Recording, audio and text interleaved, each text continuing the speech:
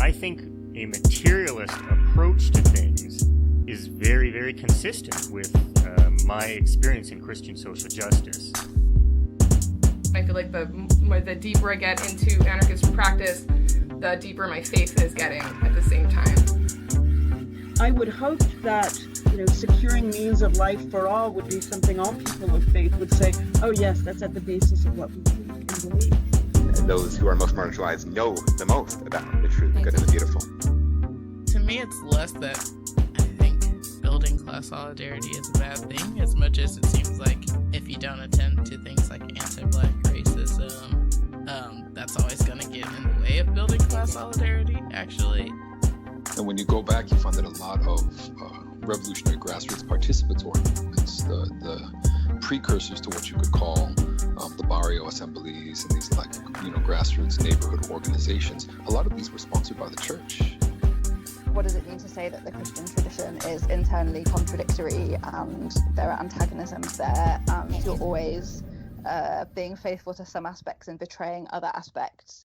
Welcome to the Magnificast, a podcast about Christianity and leftist politics. I'm your co-host, Dean Detloff. And I'm your other co-host, Matt Bernico. This week on the show was a great episode. We have Laurel Marshall Potter, a really fantastic person that I've been following on the internet for a little bit, but finally got a chance to talk to. We got to chat with her. She is a doctoral candidate at Boston College in theology, and she's in El Salvador these days doing some really fascinating work on base communities in the middle of a wild political situation. And I don't know about you, Matt, but I've been digging these episodes lately, just talking about international solidarity and getting some more kind of in the field, on the ground perspectives. And it was really, really fun to chat with Laurel about all of that. Yeah, totally. It is very cool to hear about her work, first of all. That's great. Very into it. I always love some new information that I did not have previously about base communities. But also, it's really interesting to kind of hear about it in the perspective of the ongoing situation in El Salvador with the state of exception. Something else I actually didn't know very much about. So it was really cool to kind of get into it all and learn a lot of new things. We talked in particular about a really neat article called Yeast in the Dough, Marginal Ecclesial Communities in Contemporary El Salvador. The thing that I like about this article in particular is that, if you are like us, and you are for sure, I'm imagining in my brain, you know a lot about base communities in Latin America from all your favorite liberation theologians, right? They always are talking about these base communities and how they're, this really important part of religious and social life in Latin America. But here's an interesting thing. Those communities still exist, though they're different, pretty fundamentally so, than the base communities of like the 70s and 80s and stuff. So in this episode, we talked to Laurel about, of course, the crisis in El Salvador and the state of exception and the bad president, the bad Bitcoin president. I'm not even going to say his name. Just call him that. And also what base communities look like now after all these great out of print Orbis books have been written, and what's the current state of them? So, well, without any further rambling, let's go to Laurel.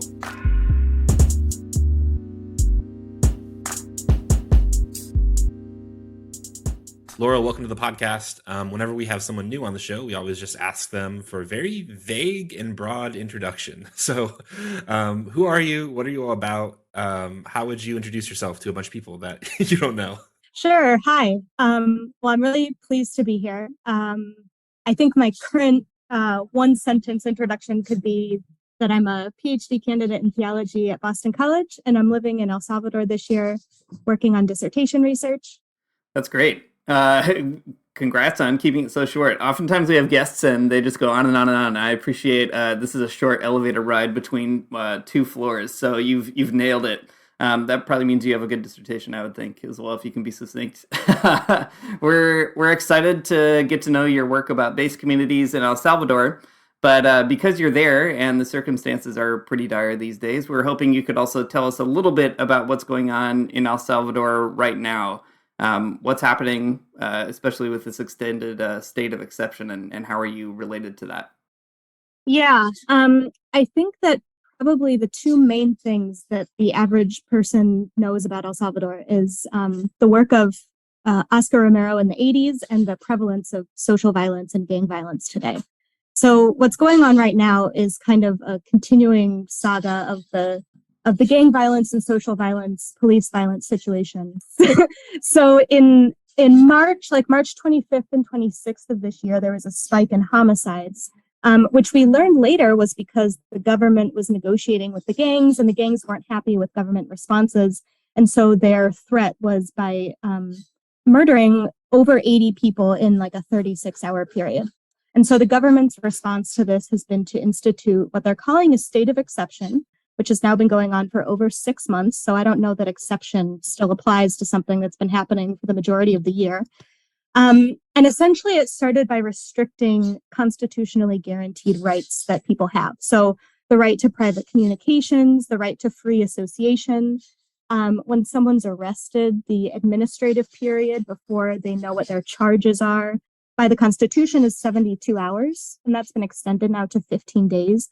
So people are being held in jail, not knowing what their charges are for 15 days. And then they don't actually have a right to a personal defense attorney either. So people are getting grouped into like groups of 100 or 150 that are all being represented, the collective first hearing by one defense attorney. So the hearings at the beginning of April, people were just automatically getting in groups of 100, 6 more months in prison. The prisons were already overcrowded. It's a situation where like there's no visitation. If people want food or medicine or hygiene products, their families have to purchase them and send them in. And then they also reformed the penal code. So most people are getting charged with gang collaboration or terrorism even, which used to have a pretty reduced sentence, and now it's 20 to 30 years. So people are facing 20 to 30-year sentences with no right to an attorney. And there's also a fund that the almost bankrupt government has set up to pay people to spy on their neighbors, basically. So people can call the police and give a tip that leads to an arrest, and they get paid for it, and they don't have to provide any proof or anything. So I know that's kind of a barrage of really insane sounding circumstances, but it is as insane as it feels. It is as crazy as it feels. You know, tens of thousands of arrests at this point. Most gang leaders have actually fled the country. So a lot of the people that they're arresting are not any of the people responsible for gang violence, actually. But because of how long this dynamic has been affecting Salvadoran society, there are a lot of people, especially from zones or neighborhoods or urban centers, who agree with these policies. And so in addition to kind of the government implementing these measures, there's a whole sector of civil society that kind of agrees with and supports it. So it just feels like this kind of helpless forever kind of situation. Yeah, that's in a nutshell what's going on. That is a pretty scary story. You know, I remember a few months ago in the United States, I heard a lot of stories about El Salvador's president. You know, he's just like this wacky Bitcoin guy. But now on the other side of things, you know, you hear about the state of exception, you hear about the mass arrests, and I don't know, it's really terrifying. You know, it's one thing to like, I think, read about these things and even just hear them outright from you on this podcast as someone kind of living in the country at the moment. But like, what does it feel like to be there? What's the vibe in your community? Do people seem scared or off put? I mean, I know you said there are some people who agree, which is, I mean, scary too, but I don't know. What does it feel like to be on the ground there? Yeah. I'm living in the Bajo Lempa region right now, which is kind of in the eastern half of the country down by the coast. And it's where a lot of people relocated after the war and were able to organize into cooperatives and kind of buy land from the land bank that was formed at the time of the peace accords. And it's kind of a bastion of leftist organized people. For that reason, a lot of people here think that they're being particularly targeted. The communities that I'm living among and kind of getting to witness respond to this are pretty organized, and they've been some of the first communities in the country to encourage people and help facilitate people submitting habeas corpus petitions to the Supreme Court. And so I think I'm in a very special place where most people understand kind of the dynamics of what's happening, and many people are affected. I think the group that's kind of helping organize the habeas corpus petitions has over 100 family members who are willing to have their cases totally investigated and are convinced of the innocence of their family members that have been detained. That being said, like as much as the experience where I am, I think is kind of a hopeful point for people elsewhere in the country who don't really know what to do or don't live in such an organized place, it also is just overwhelmingly sad.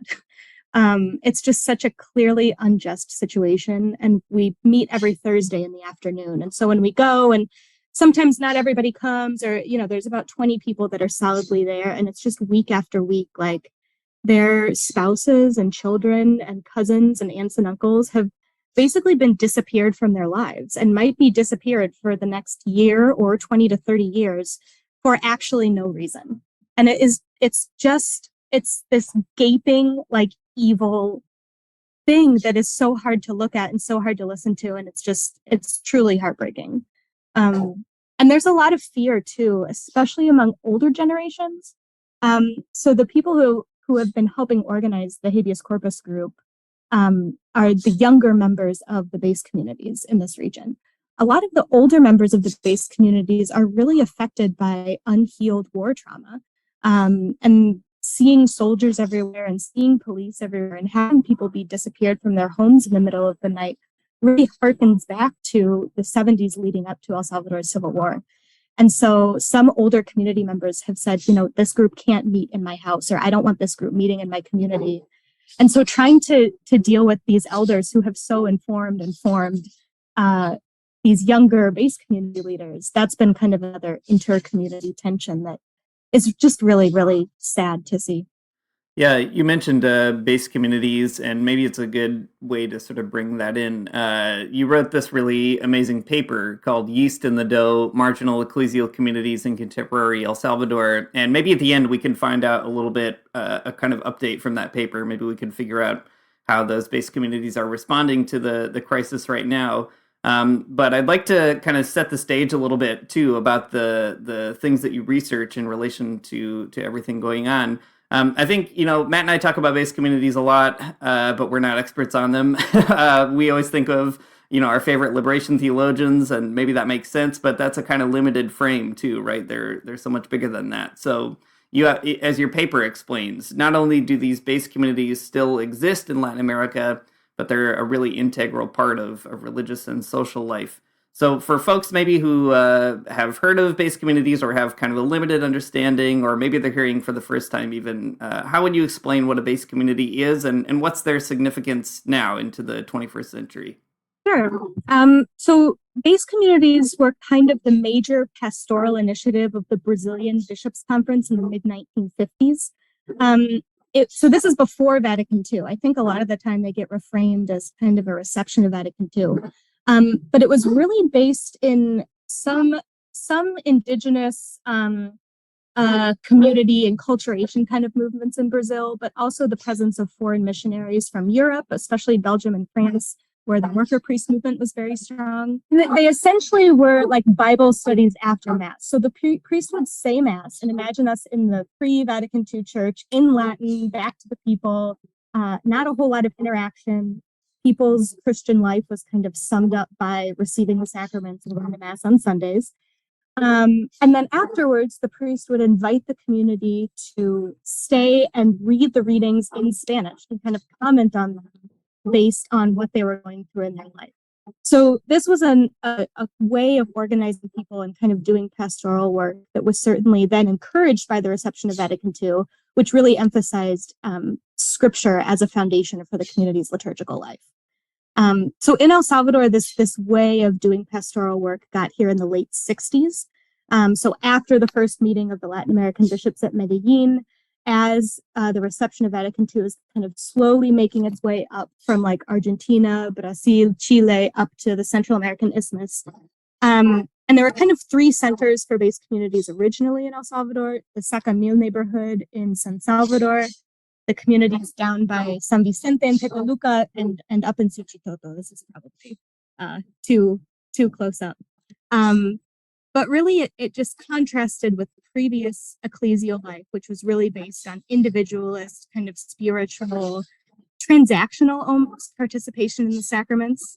And I think it relates to some of those big names from liberation theology we've heard of, because it's the first step of their method. So Gustavo Gutierrez talks about theology as a second moment, but the CEBs are the first moment. The CEBs are the experience of God as lived and understood in the community. And so folks like Leonardo Boff, Gustavo Gutierrez, Ignacio Ellacuría, and John Sobrino here in El Salvador would pastorally attend to parishes where base communities were active, and they kind of developed their way of doing theology out of that pastoral experience. Cool. That's a really that helps tie everything together, right? It ties together the liberation theologians that we know and love, and then also like the wider practice. That's really helpful, I think. Another really helpful thread that you provide in your paper is the shift from Catholic bishops of Latin America describing the base communities as like a nucleus for the life of the church, to the base communities becoming like kind of more peripheral communities, right? Sort of this transition. But like, I guess, how does that transition happen? Like, how did we get from point A to point B in like Latin American churches? Yeah, I think the reason that's most commonly given for this is kind of a shift in church politics that you see after the 1960s, 1970s, especially during the papacy of John Paul II in the Roman Catholic Church. Base communities in Latin America were very closely linked to a lot of the social revolutions that were happening in that time. So, as I know you guys are familiar with, in Nicaragua, in El Salvador, in Argentina, Chile, base communities, as they linked the social reality that the impoverished majorities were living through with the message of Jesus in the Gospels, they felt inspired from a place of faith to get involved in social justice movements in their countries. And so, as the Cold War globally kind of moves on, as John Paul II, who has terrible experiences with communism in Poland, comes to be Pope, there's kind of this conflation of socialist, communist political activism and Christian-based communities and liberation theology. So from Rome, the Catholic magisterium kind of tries to expand and like dilute liberation theology a little bit. You see this starting in the documents from Puebla, from the Latin American bishops meeting in Puebla, where they say preferential option for the poor and young people and cultures. It starts to get diluted a little bit, as opposed to kind of sticking with this class analysis that the first generations kind of use. So I think that all of that's really interesting and important to track. But another thing that seems abundantly clear to me, especially here, is just the loss of leadership that happens during these violent insurrections and struggles in different countries. So in El Salvador, a lot of the priests who were pastorally attending to people in base ecclesial communities were either assassinated or sent into exile. This was also true for religious sisters and thousands of still anonymous lay people. So it was the government at the time in the 70s and 80s in El Salvador would see these pastoral leaders as political enemies. Carrying a Bible or carrying a popular book of hymns was pretty damning for somebody. And so as people were killed or disappeared or had to flee, just the ability to carry on this way of doing and participating in pastoral work among marginalized communities was really lost. There was a really strong formation process in the 70s for catechists, delegates of the word, liturgical leaders, and a lot of those people just were removed violently from the Salvadoran church. So I think those two reasons are important to keep in mind. That's so fascinating and heartbreaking to kind of draw out that reason for the change. One thing you mentioned in your paper is that on the one hand, the base communities present a certain side of the face to the people, but on the other hand, during the Salvadoran dictatorship, in particular in the Civil War, there was another sort of face of the church being presented, right? There's like the church is sort of split in terms of domination and liberation that way. Do you see that kind of going on these days? Like, what does that kind of split look like in Salvadoran society now? Oh man, this is fascinating stuff. So there was a pastoral initiative in 1970, in June of 1970, from the Archdiocese, that was part of the process of the reception of Vatican II, the reception of Medellin, and they called it the first week of a pastoral de conjunto. Pastoral de conjunto is like doing theology together. Conjunto is like a group of people coming together. And so community pastoral work.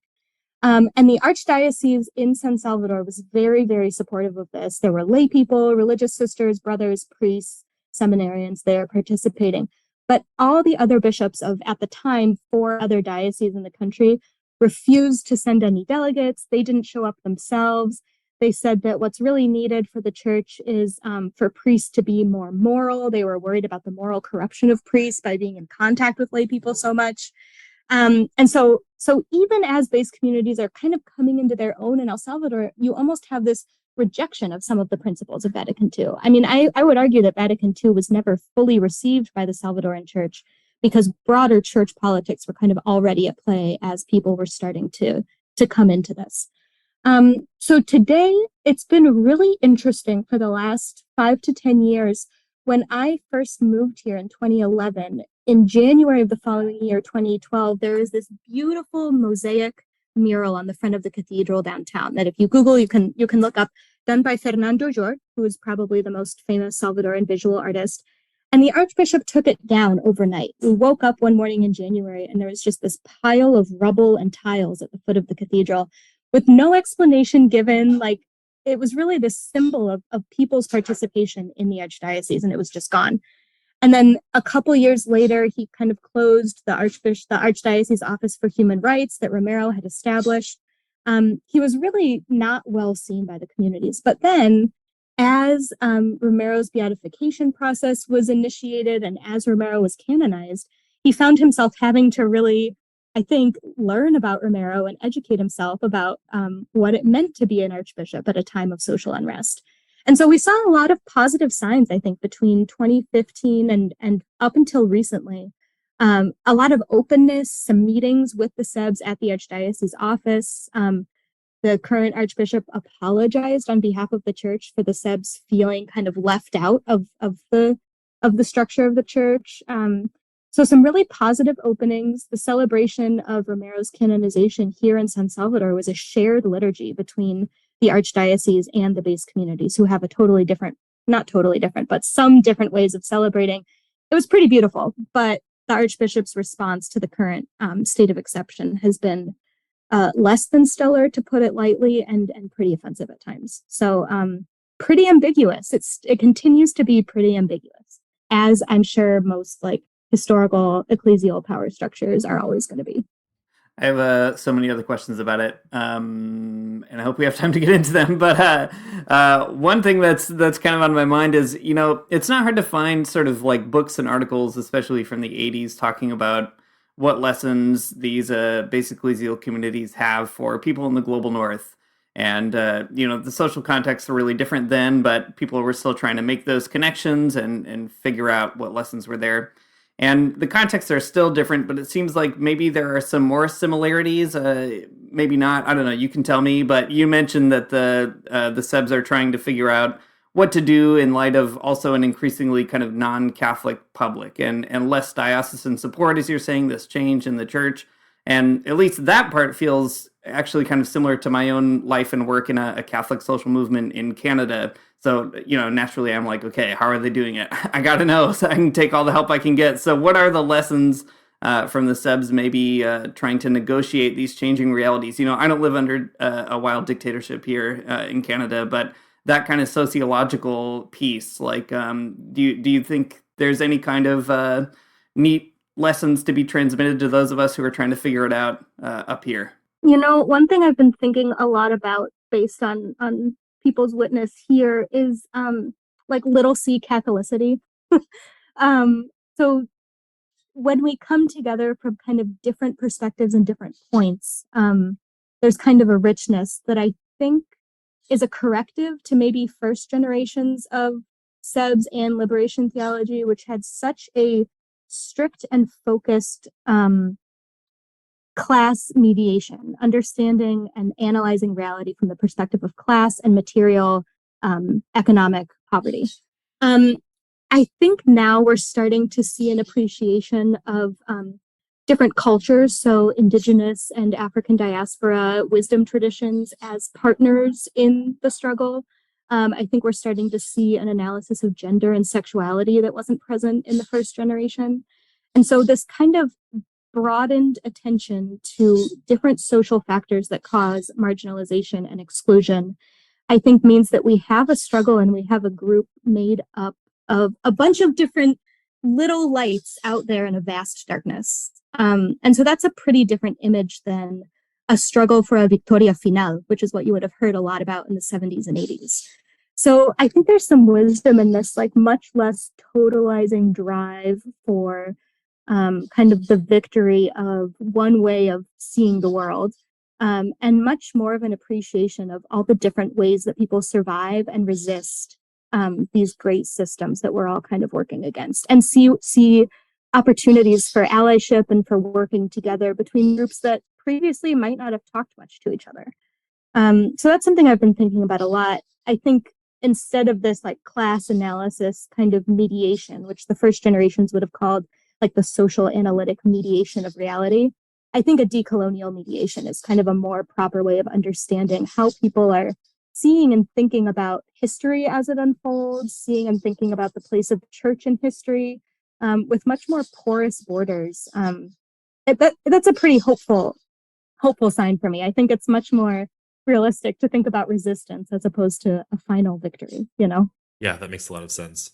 Kind of driving towards that point, your paper picks up this metaphor about base communities, right? Not as like the nucleus of like religious or social life, but as the yeast. So can you talk us through that metaphor and its significance? I think it plays into a lot of like what you were just saying, actually.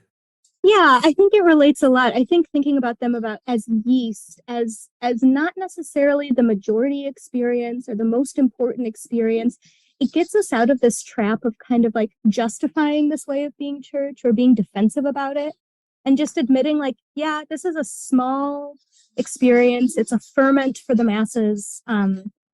I also like the connection between like how yeast makes dough rise and how the CEBs are kind of this vocal, what Metz would call the internal critical public of the church, that tiny little prophetic voice that kind of is a stone in the shoe of the institution and doesn't let it just kind of comfortably churn along. So I think yeast in the dough, and there's also just this, in Spanish, great way of talking about it. We're not masa, we're not the dough, we're not the big thing itself. We're the fermento, we're the yeast. We're not the masses, we're a small part. And maybe you could give us a bit of a picture of what that yeast or those small parts look like today. So, for example, like, you know, how many people are part of maybe an average base community? Is there an average base community? You know, what do they look like? Where do people come from to participate in them? What are the activities? What's it kind of like to be involved in something like that? Yeah. So the first 6 months of this year for my research, basically what I was doing was just visiting a different base community every Sunday. So I feel like at this point in El Salvador, you've kind of got a little bit of everything. You have some communities that, you know, all of them have kind of a liturgical pole of their ecclesial life, and then a diaconia or service or action or politics pole of what they do. So, for example, there's one rural community out in La Libertad, kind of to the west of San Salvador, that meets on Saturdays and does a celebration of the word, basically. They'll read the readings out of the missal. Sometimes they'll include a piece of one of Romero's homilies or talk about the news from the day as one of the readings. And then they kind of all reflect on it together as the homily and kind of end with the sign of peace and usually some coffee and sweetbread. So that's kind of a normal Sunday for them. And then during the week, they'll, on Tuesdays, usually sell either pastelitos or pupusas or tamales. And with the earnings that they make from that venta, from that fundraiser, on Thursdays, they go visit people who are sick in their community. So visiting the sick is their particular act of diaconia. And so they'll go and sit with the person for a while and kind of bring some financial resources for a trip to the doctor or for buying medication or what have you. And that's their weekly cycle. It's a rhythm that they've been committed to for years, and are just so constant about. And then in other communities, there's maybe less liturgical activity, but when they do come together, it's for the anniversary of a martyr or for the anniversary of their community, or they're celebrating somebody's graduation from university, and just this really rich symbolism, a lot of elements of nature, seasonal foods, plants, pictures of their martyrs and ancestors that have kind of given rise to the community, and a lot of historical kind of remembering or living again in your heart and in your body and in your mind, this historical process that they lived through and which has given them so much hope. participation in political marches. I mean, there's a strict connection kind of between people's faith and political involvement. So some communities are more explicitly political than others. But yeah, there's a pretty wide variety of what it looks like these days. I would say in terms of numbers, on a national level, it's not a majority experience. The CEBs don't make the Archdiocesan Pastoral Plan. They're not part of, like, if you looked at church documents, they wouldn't show up a lot right now. But I would say of the 14 kind of provinces in El Salvador, there's a strong base community presence in maybe 6 or 7 of them. And an average community is probably going to have 3 to 10 families participating. So maybe between like 10 and 25 people at any meeting. And it really does facilitate this kind of like, everybody gets a chance to talk. Everybody knows each other. They say, when we go to mass in the parish church, sometimes like on Christmas or whatever, we don't know anybody and it feels so weird. And so the personal encounter and seeing these people once a week regularly is just such an important part of what keeps them going and keeps them together. Yeah, that's a really cool story. I mean, I like hearing about that. What a neat thing. But I guess I'm wondering too, like from more of a structural position. Like base communities are not the church proper. But they're also not something that's like totally outside the church. So like structurally speaking, I guess like what does like that liminal position afford base communities? What do base communities, like what can they do, or what can they say that's strengthened because of that position? Yeah. This is something I've been thinking about a lot, the value of a liminal position in the church. When base communities first came about, they came about inside the parish. It was like a parish group. There was the youth group, there was the liturgical team, and there was the base community. But for the reasons that we mentioned earlier, magisterial kind of political shifts and just kind of the restructuring internally in each country, as base communities continued forming when people returned from the war, and as they've continued forming in the post-Reconstruction era here in the like 2010s and on, they've mostly come up outside of the parish. So where before people's participation in parish life was kind of made difficult by a geographical distance, now I think there's more of a theological difference between a lot of these communities and what the church is talking about. And so you get to these places, and it's so interesting to think about, like, did these communities leave the church, or did the hierarchy leave the church? Like where is the heart of the church? Where is the center of the church? And who gets to say who's in and who's out? I think if you listen to stories of communities here, for example, where I live, they had painted this beautiful mural on the side of one of their chapels. It was, depicted Romero, it depicted nature, it was the community meeting. And one day the parish priest came and just whitewashed it and like painted over it. In other communities, they've had pictures of their martyrs up in the parish church, and the parish priest takes them down and says, we can't have pictures of non-canonized people in here. And doesn't let people participate in communion. Not a formal excommunication in some cases, but in other cases it is. In another community, there is a river that runs through the community that already had 8 hydroelectric dams on it, and there was a business that wanted to put a 9th one on. And the community really rose up against it and blocked the roads. And then they go to church the next Sunday, and it's padlocked, and there's a letter on the door saying, if you cross this threshold, we'll take legal action against you. And so I'm so struck at how hierarchical figures have the power to shut people out of church. But when you look at it from a perspective of the Gospels and the reality of what's going on here, it seems to me that the testimony of the base communities is more central to what it means to be Christian than how some of the hierarchical figures are acting. And so I think the value then of this liminal space of continuing to claim the church, even if it has rejected you, is that you get to, and like, if we think about it physically, physical space and geography, if you're on the border of something, you have access to things that are outside. And so the CEBs get to bring the wisdom of kind of secular political movements, of other religions, of other spiritual practices and other cultures into their understanding of Christianity, which I think really enriches it.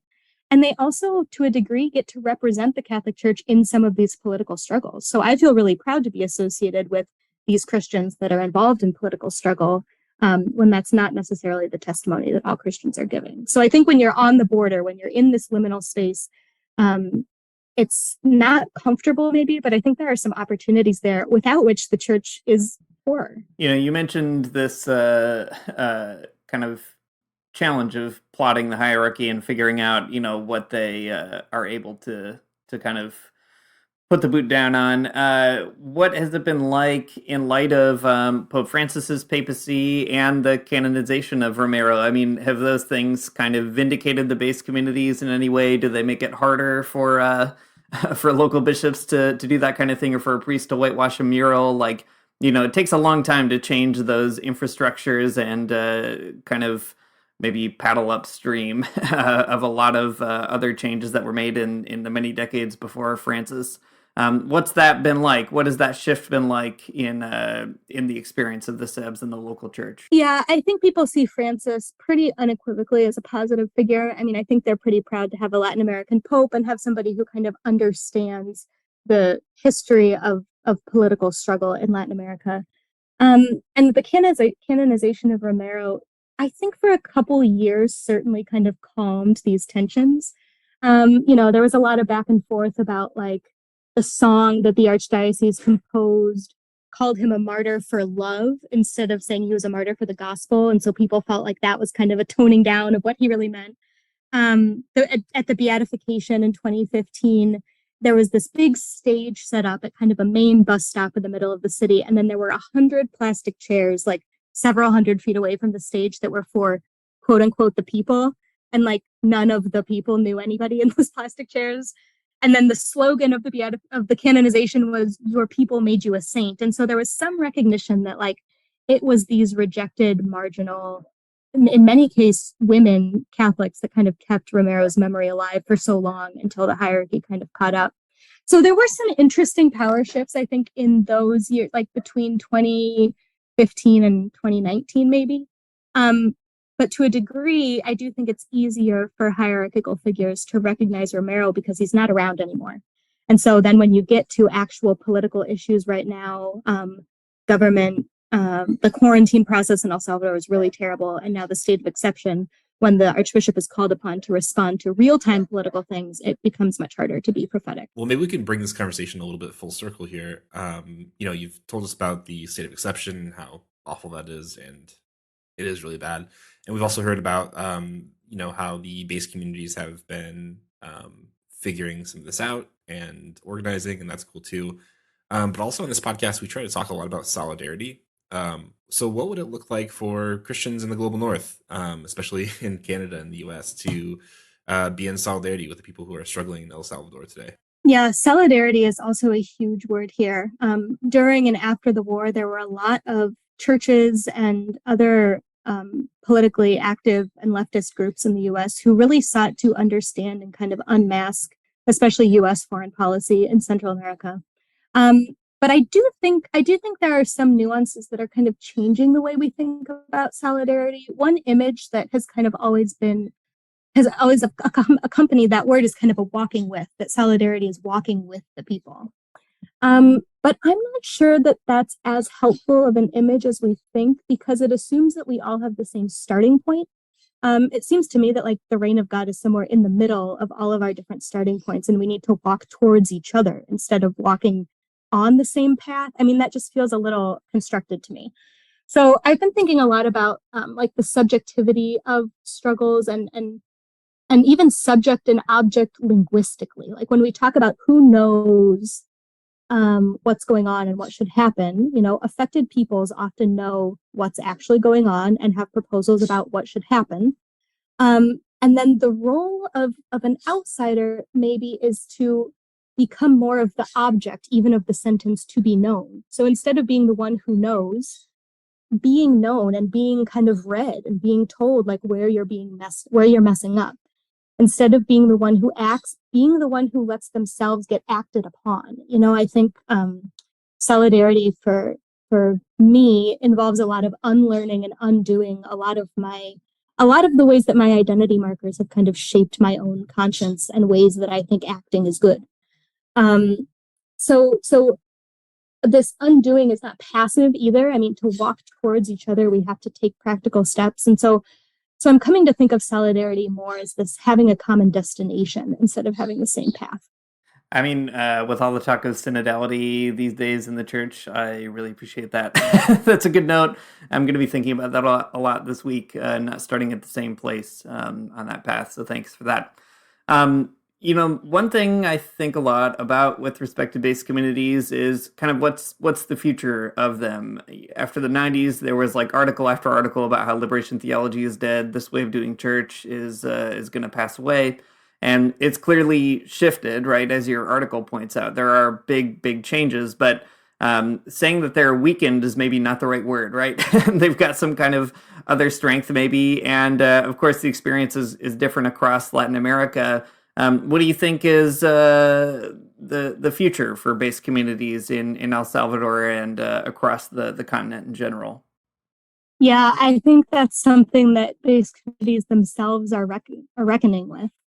As the leadership becomes younger and more lay, and there's these young professional people that have families who also are very committed to their communities, that looks a lot different than a priest or a religious sister who has all day to go visit people and draw people together and spend time on prepping pastoral work.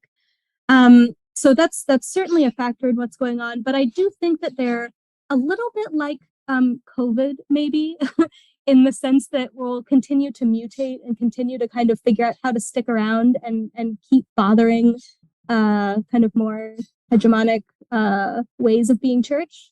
There's certainly, every country is kind of in a different space. And I think El Salvador is similarly trying to figure out how this new generation is kind of going to do pastoral work and whether that's going to involve recourse to the hierarchical church or kind of what's going to happen. I think it's something we're not really going to know for another several decades, maybe.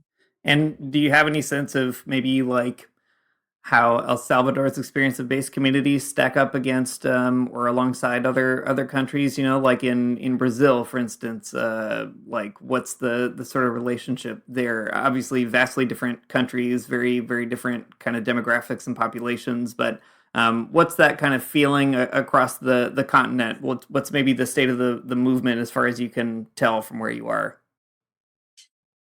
Yeah, it's interesting. So in July of this year, we had a meeting of a bunch of like young pastoral leaders in different communities across Latin America here in El Salvador. And everybody was so excited to come to El Salvador because I think it represents for them the legacy of Romero, kind of the legacy of base communities during the war, certainly the artistic and like musical expression of the CEBs here in El Salvador is shared throughout the continent. El Salvador and Nicaragua, I think, are pretty special places in the Americas for the CEBs and for liberation theology. And so I think it does have this kind of symbolic pride of place. And in El Salvador and Nicaragua, for the most part, this separation from the hierarchy is really marked. In other countries, that's not true. In Guatemala and Honduras, Panama, there's a lot of close connection and getting to work with some bishops who include the CEBs in their pastoral plans. It's very dependent on who the figure is. I know Brazil also has a very active movement still. And so I think there's probably a lot of similarities between Brazil and El Salvador, but to some degree, they operate in different worlds because of linguistic barriers and geographical barriers and all that kind of stuff. Every 4 years, there's a Continental meeting of base communities in 2024 in November. It's going to be here in El Salvador. And I think that they're taking up the topic of synodality as kind of what they're going to workshop at that time. So it'll be after the synod meeting in the Vatican.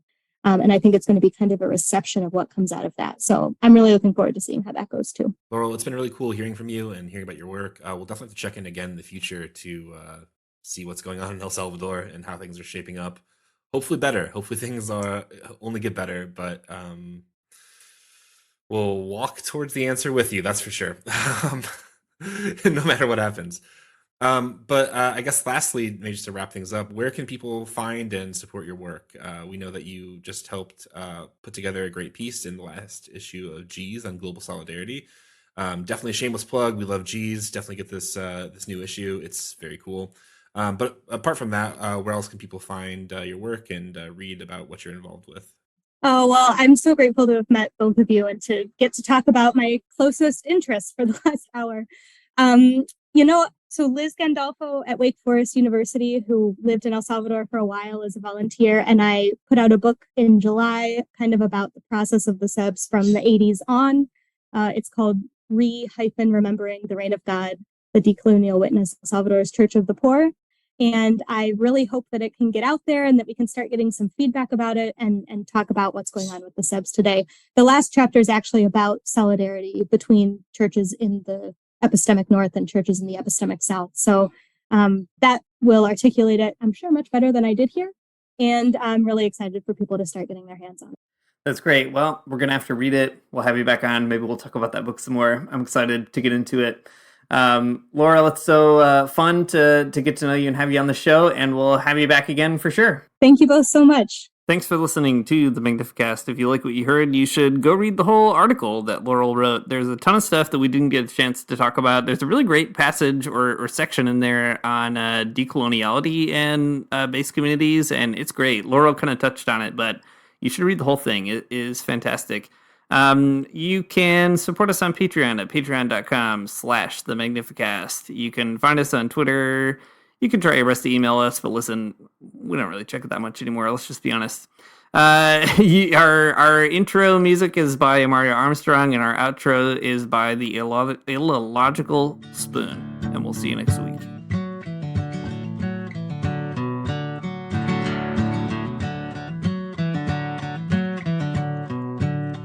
I don't wanna get up for church in the morning, souls alive.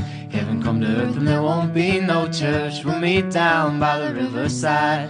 There we'll swim with all creation. Never get tired, never bored. Don't worry, someday there'll be no dam between us and our Lord.